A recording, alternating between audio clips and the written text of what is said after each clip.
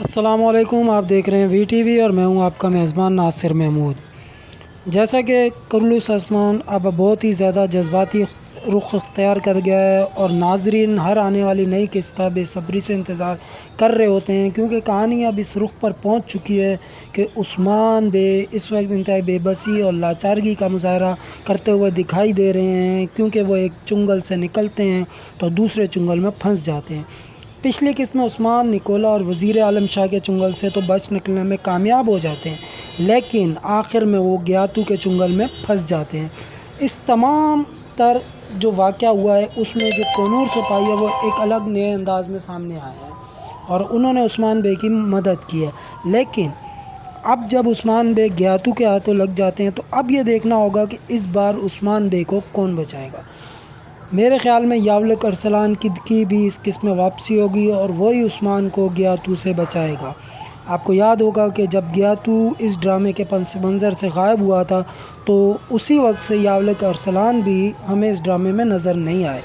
اب یقینی طور پر گیاتو کی تو واپسی ہو گئی ہے تو پھر یاولق ارسلان کی بھی واپسی ہوگی، کیونکہ یاولق ارسلان اس ڈرامے کا مرکزی کردار تھا اور یوں اس کا اچانک ہی غائب ہو جانا سمجھ سے بالاتر تھا۔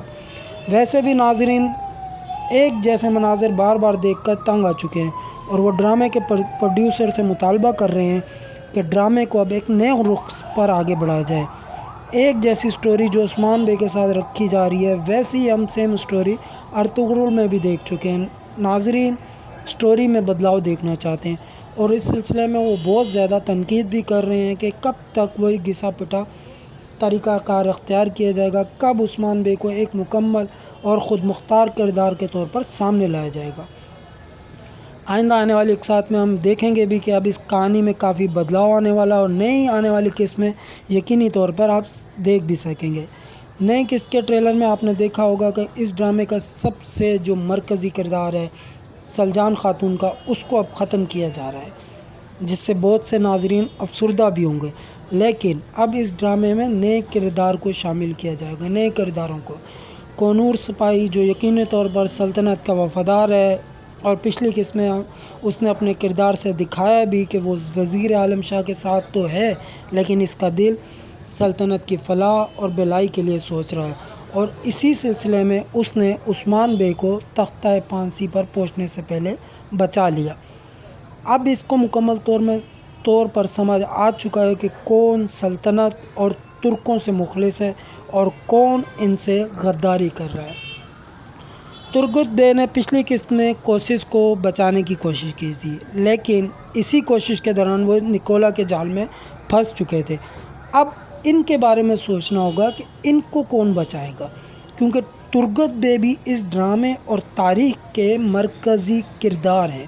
وہ اتنے جلدی اس ڈرامے سے فارغ نہیں ہوں گے۔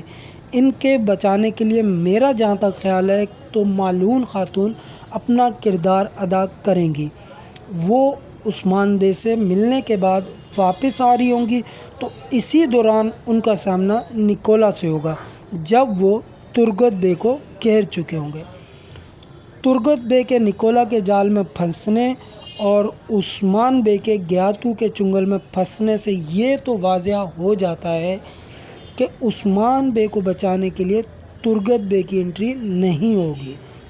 اس لیے میں نے پہلے بھی کہا تھا کہ عثمان بے کو بچانے کے لیے ایک نیا کردار سامنے آئے گا اور وہ نیا کردار یقینی طور پر یاولق ارسلان ہی ہوگا، جو گیاتو کے چنگل سے عثمان بے کو بچائے گا۔